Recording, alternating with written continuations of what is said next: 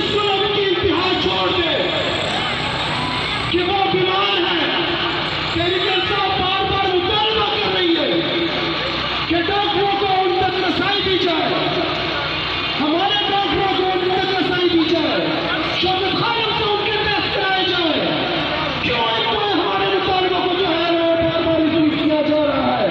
हम मुतालबा कर रहे हैं, मुतालबा करते हैं कि उनको हमारे अपने डॉक्टरों तक रसाई दी जाए, उनके टेस्ट किए जाए जो शौकत खान की पार्टी से, और उनको फौरी तौर पर हटा दिया जाए। साथियों,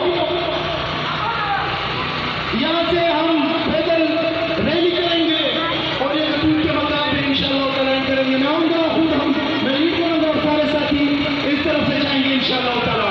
अगर जरूरत पड़ी तो हम देंगे, अगर जरूरत पड़ी तो हम देंगे लोगों के तेज चराहों में चलाने के लिए।